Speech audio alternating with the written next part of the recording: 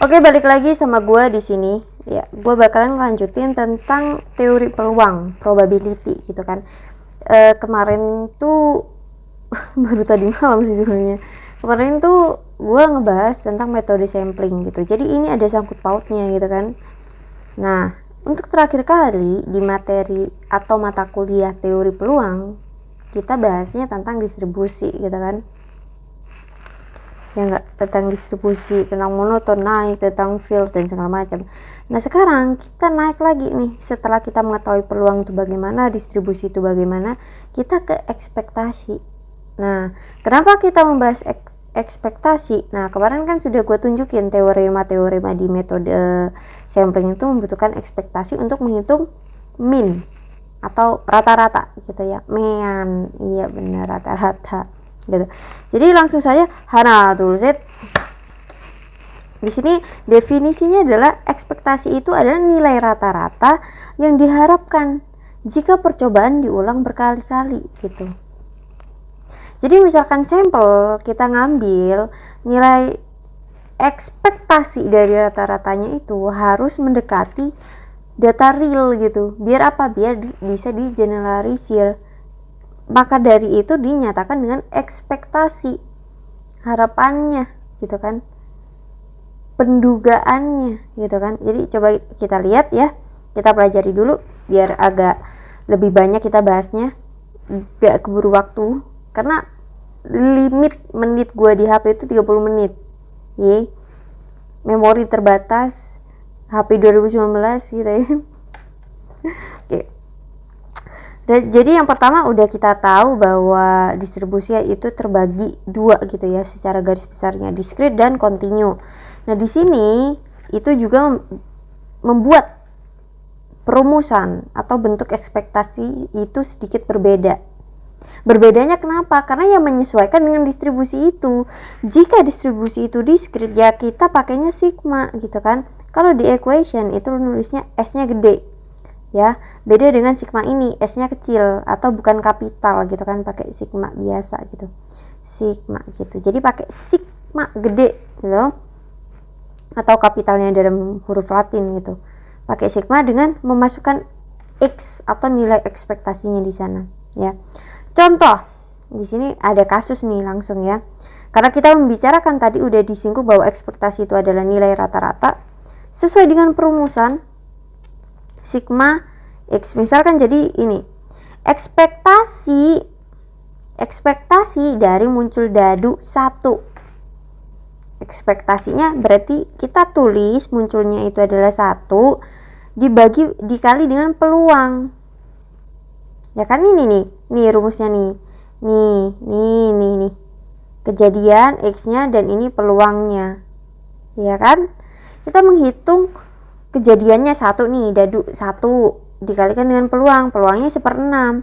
Yang kedua juga iya, kejadiannya 2, maksudnya itu muncul angka 2 gitu ya, pelabelannya, peluangnya 1/6. Nah dan sini itu seterusnya sampai angka 6. Pada akhirnya membentuk seperti ini kan setelah dikalikan membentuk ini. Sebenarnya sama aja, bahwa perumusan ini itu jatuhnya kan berarti sigma XI per jumlah datanya yaitu 6. Ini apa? Rata-rata. Tapi berdasarkan kasus kita bisa melihat secara langsung gitu kan, bahwa itu memang menghasilkan nilai rata-rata yaitu 3,5. Kalian hitung deh rata-rata gini, yang akan muncul ini nih, bakal muncul ini nih gitu ya. Jadi memang rata-rata gitu ekspektasi X itu dari sebuah data. X itu dekat variabel acak gitu kan, random.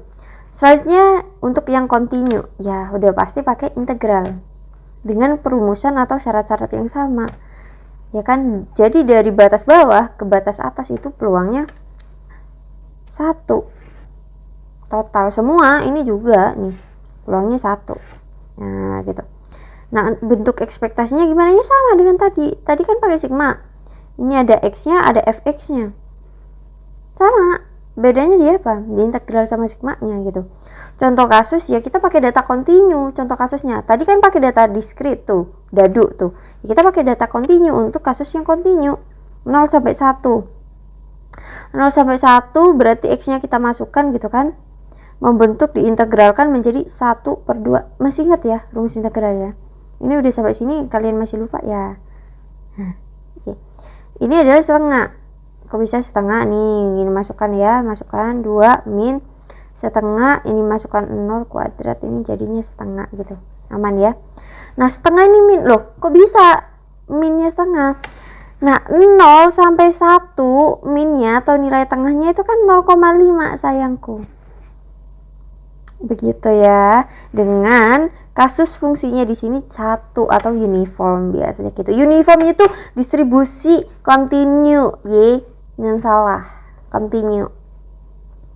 Sifat-sifat ekspektasi ya biasalah. Kalau konstanta itu biasanya tidak terpengaruh dengan apapun kan, ya. Jadi ketika meskipun ekspektasi, kalau yang diekspektasikan konstanta atau angka bilangan real, itu ya hasilnya angka bilangan itu sendiri, ya, nggak perlu dibawa pusing. Nah, yang diekspektasikan itu kita fokusnya ke apa? Ke variabel acaknya, variabel randomnya. Yang kemarin kita sudah bahas cara ngambil random itu gimana gitu kan, variabelnya. Selanjutnya ada 2 variabel random. Nah, ini berarti penjumlahan ekspektasi dari 2 variabel random gitu. Ya udah bisa aja dipecah plus, sama aja hasilnya. Ini juga sama pakai konstanta gitu kan, dijumlah dengan biasa. Yang perkalian dengan adanya sigma di sini, kita fokus ke ekspektasi XI-nya, sigmanya keluar. Kenapa sigmanya juga ikut keluar? Gitu kan? Ya karena ini ada indeks I di konstanta A-nya. Berarti kita membutuhkan sigma itu. Sigma itu apa? Sigma integral itu apa? Ukuran untuk indeks I itu sendiri, sayang gitu kan. Cinta, makasih. Nah, sekarang ekspektasi sebagai pengukuran. Tadi kita udah singgung banget, kita coba lewati ya di sini bahwa ekspektasi itu bisa menjadi pengukuran pemusatan ya. Yaitu data cenderung terkumpul di mana? Ini data nih tersebar nih. Nah, titik pusatnya tuh mana gitu yang bisa menjadi alun-alunnya tuh di mana? Misal di sini. Nah, gitu. Nah, itu pemusatan. Udah ya, nggak usah dibahas ya, kita udah bahas nih tadi nih. Kita lanjut ke penyebaran atau variansi. Jadi kalau variansi itu gimana? Kalau kita mengukur pemusatan, nah jarak antara data ke pusat itu berapa? Kenapa dihitung jaraknya? Karena semakin jauh artinya tidak semakin mendekati nilai ekspektasi dong, gitu kan? Bias ya, gitu. Itu intinya. Gitu. Jadi varian rumusnya seperti apa ya? Biasa ini. Nah, terus dalam bentuk diskrit atau kontinunya gimana? Masih menanyakan hal tersebut? Oke, kan ini x kuadrat. Ya tinggal masukkan saja x kuadrat gitu, fx. Sama dengan integral x kuadrat fx dx gitu. Gak ada masalah ya, aman ya. Di sini ada standar deviasi. Kenapa standar deviasi itu harus digunakan? Padahal itu cuman mengakar dari variansi. Ini ada kata-katanya. Digunakan untuk menyamakan satuan dengan data asli sehingga mudah diinterpretasikan. Karena dalam variansi itu kita harus dikurangkan dan dikuadratkan agar hasilnya positif. Gitu kan? Begitu. Jadi standar deviasi. Kita kalau kita menyinggung ya ke confidence interval yang kemarin kita sudah bahas, itu makanya apa? SE, standar deviasi atau standard error, ya. Kenapa? Nilainya lebih mendekati dengan data real di akar, jarak semakin kecil. Tapi itu sudah dinormalkan gitu loh. Udah menjadi satu satuan gitu. Misalkan begitu ya. Nah, sekarang kita ke momen. Momen itu bagian dari ekspektasi gitu. Kok bisa? Nih, untuk momen mentah, raw momen itu bentuknya seperti ini. Ya udah, momen tuh bentuknya adalah ekspektasi dari variabel berpangkat berapapun gitu kan. Di sini ada pengertiannya. Ketika pangkat 1 itu adalah min, ketika pangkat 2 itu adalah ya pangkat 2 gitu kan. Kayak gitu. Ada nih. Pangkat 2 itu adalah varians, bukan varians. Lebih tepatnya varians itu rumusnya kan menjadi tadi gimana tadi? Ini ya. Nah, Ini adalah mu 2 nya. Nah ini adalah mu 1 nya yang dikuadratkan gitu, dikurangi. Enggak eksak apa, tidak eksak varians, tapi bagian dari perhitungan varians gitu ya untuk mu 2 nya, mu 2 nya gitu. Nah untuk mu 3 ukuran kemencengan, skewness gitu. Jadi kan gini nih gambarnya. Nah kebayang ya, ukuran keruncingan atau kurtosis itu untuk mu 4. Jadi turunan ya, kita bahas ini tadi udah gue sebut belum ya, turunan gitu. Nah kita sekarang membahas momen generating function. Dari tadi itu kita kan membahas momennya. Nah sekarang kita membahas cara momen tersebut membuat suatu fungsi begitu. Jadi dari rumus momen pakai apa tadi, ekspektasi E dipangkat gitu kan, berpangkat gitu ya kan. Ya sudah, ini bentuknya nih, ini biasa aja, ini dia udah ketemu di sarjana, udah dikenalkan juga. Bedanya apa? Discrete continue, sigma dan integral gitu. Bentuknya ini berpangkat dengan tx, itu moment generating function ya. Terus apa hubungannya dengan raw moment gitu? Nah ini oke. Nah dari MGFM kita bisa dapat momen ya kan, n dengan turunan. Contoh ya, turunan ke n dari mxt di t sama dengan 0. Berarti kalau t sama dengan 0 bentuknya gimana? Tadi mx t sama dengan 0. Nah berarti e 0 x begini kan. Itu turunannya akan menjadi x. Sama nggak dengan yang tadi, x pangkat n? Sama ya. Nah kayak gitu.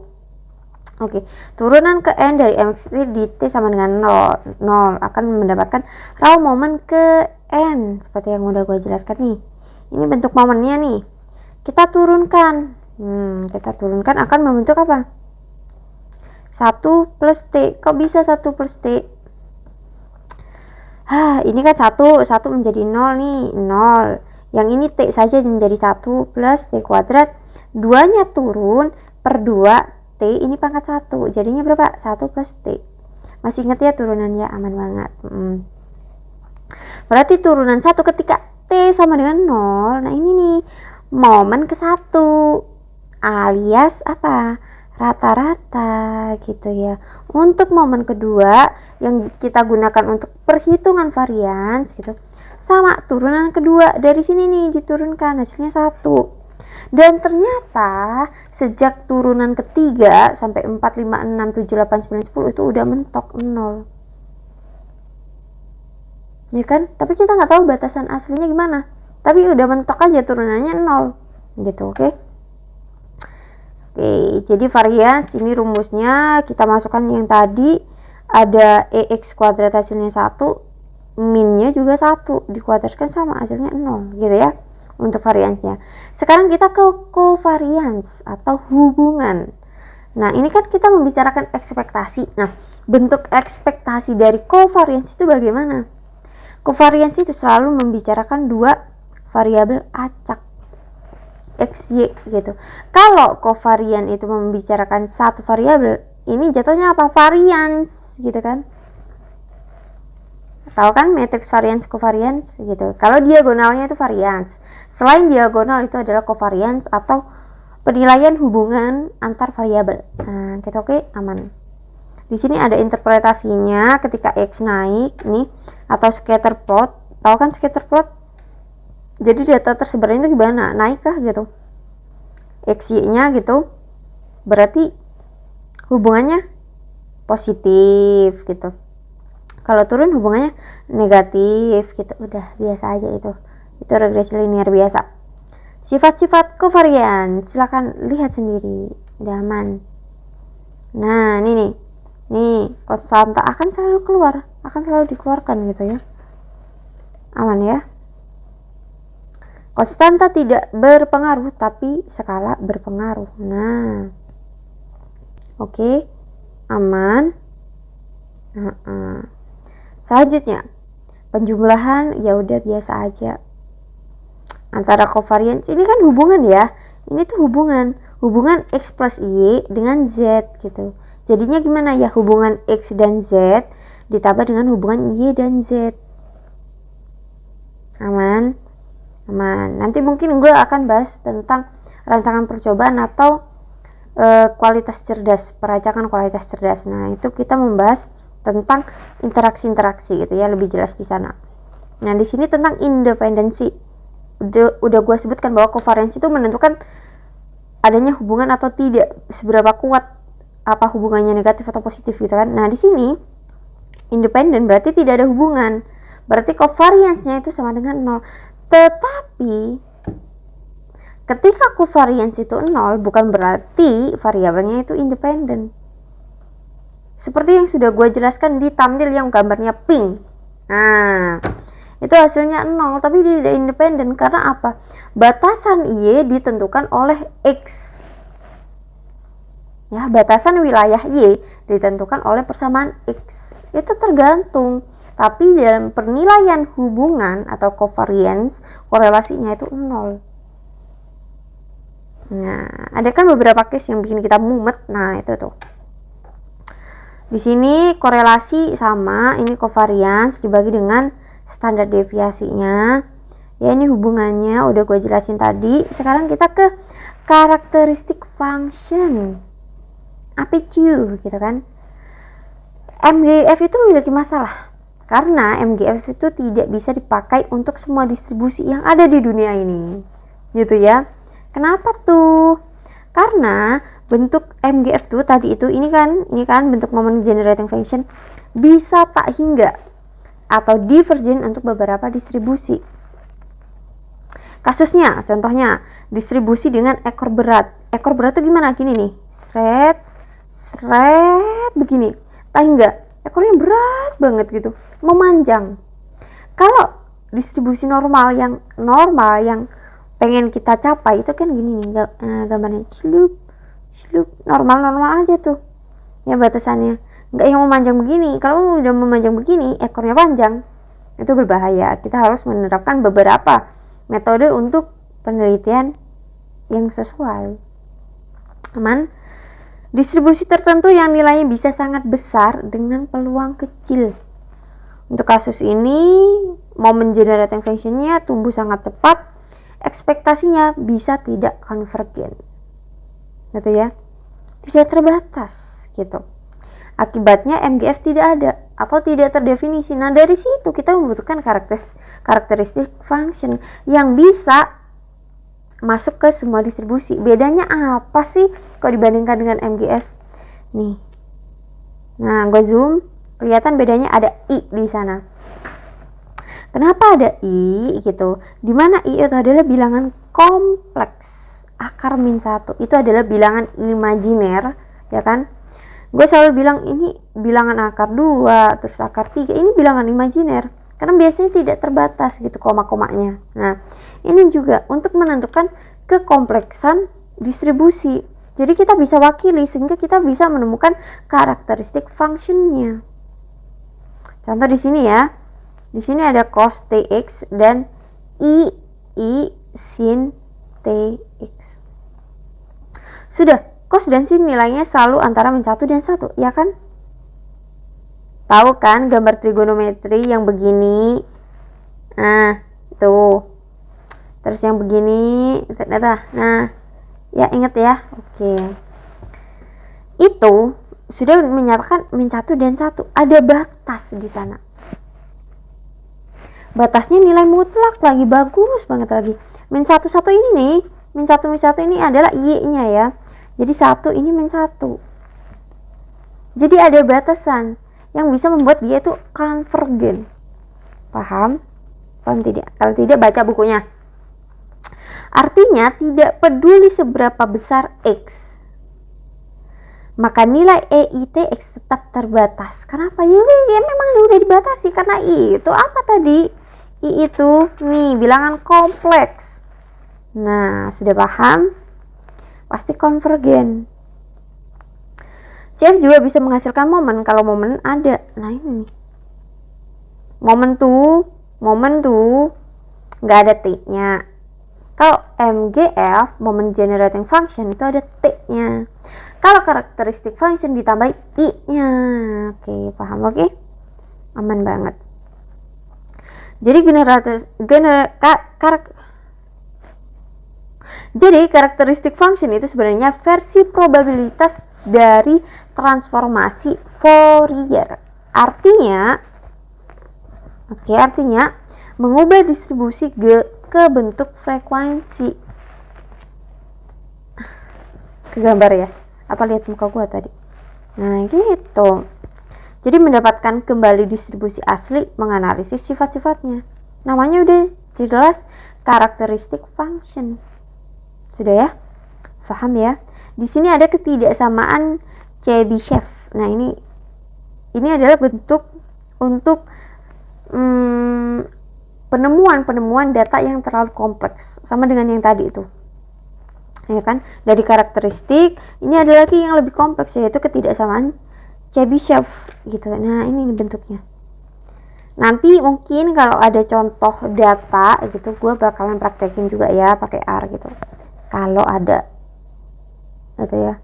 Karena kalau kita ke data lapangan itu kita membutuhkan teorema atau ilmu-ilmu yang di luar dari apa yang kita pelajari gitu.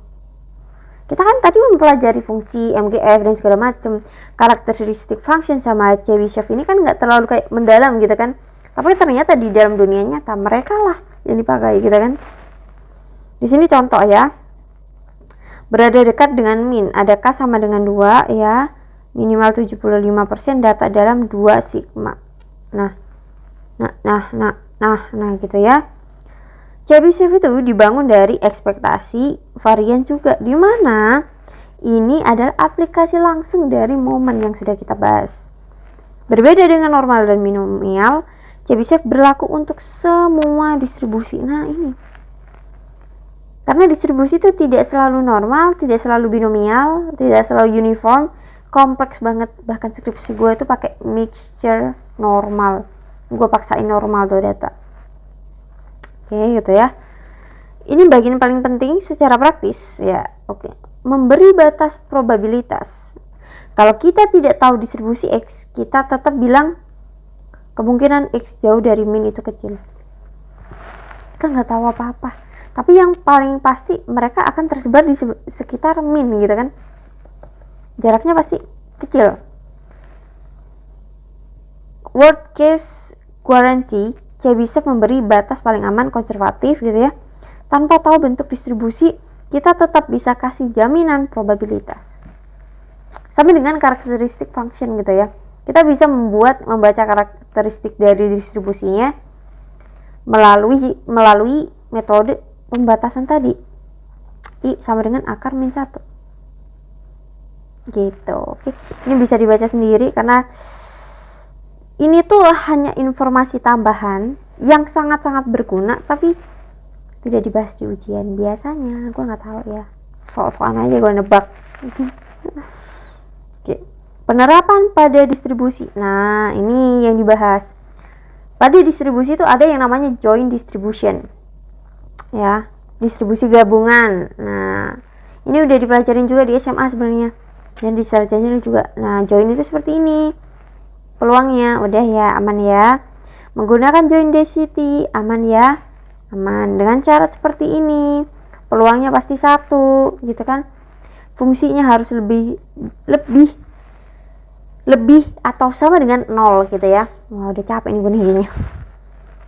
Kalau satu variabel bentuknya garis, kok bisa? Satu variabel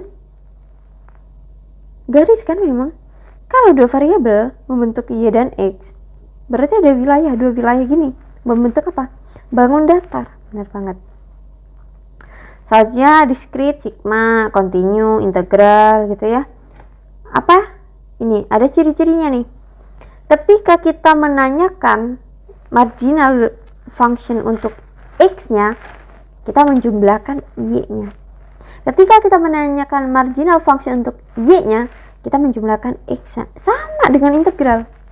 Ketika kita ingin mencari function X-nya atau marginal X-nya, yang kita integralkan terhadap dy. karena nanti di input X gitu ya kan. Begitu jika ini kebalikan, sebenarnya bukan kebalikan, karena kita akan menginput X di sana ketika kita membutuhkan marginal X. Paham ya? Ekspektasi dua variabel. Nah begini caranya, EX EY gitu, nggak perlu repot ya kan. Ekspektasi fungsi gabungan, di sini ada fungsi ya kan, di sini ada join density-nya. Nah selanjutnya ekspektasi perkalian biasa aja ya. Ini berguna untuk apa? Covariance dan korelasi gitu. Kenapa gue tunjukin? Karena penting ini dipakai. Udah kelihatan. Definisi independensi ya, karena kalau independen kan covarian 0 ya kan. Ya udah lebih jelas bahwa fxy itu akan sama dengan fx kali fy karena covariance-nya 0. Paham tidak? Dari sini loh, dari sini. Nah dari sini variannya 0. Covarian 0 itu apa? Ini 0. Jatuhnya ekspektasi xy doang. Ekspektasi xy ini itu apa? Perkalian fx dan fy. Ini ya, aman ya. Oke, kalau independen produk dua distribusi bisa iya, tidak overlap. Nah gini gambar diagramnya, tidak overlap. Join moment, nah udah sama aja nih ya, bisa dimengerti ya. Kalau ada dua variabel berarti bentuknya seperti itu. Tinggal apa? Tinggal ditambahkan saja dalam pangkatnya. Pokoknya yang dekat-dekat dengan variabel acak itu biasanya yang sedikit diubah. Untuk rumusnya sama aja. Bagaimana distribusi satu variabel jika kita sudah tahu nilai variabel lain gitu. Kondisional ini biasanya kondisional. Ya peluang bersyarat. Jadi kita fokusnya ke Y nih. Kita pasti menghitung marginal Y karena bersyaratnya terhadap Y. X itu terjadi atau terpengaruh ketika Y sudah terjadi. Makanya kita fokus ke Y gitu. Aman ya? Aman, marginal aman. Nih. Coba ya.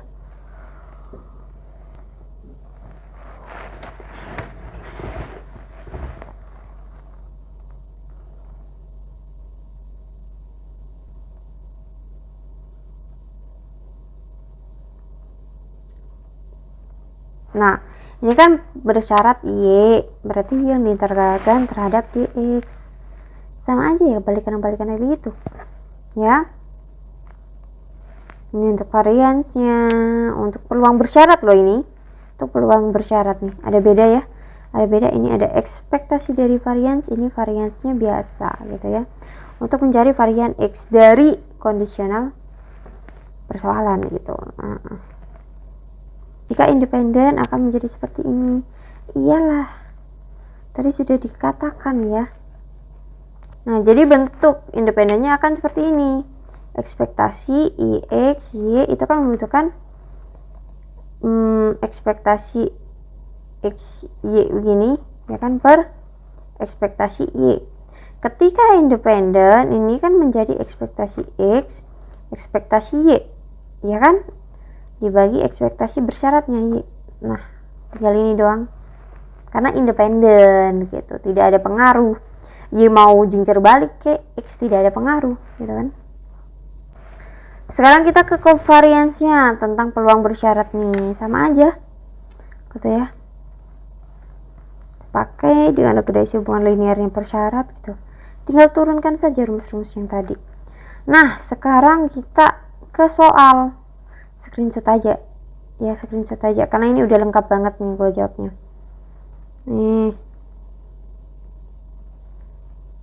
gini ya, kelihatan nggak?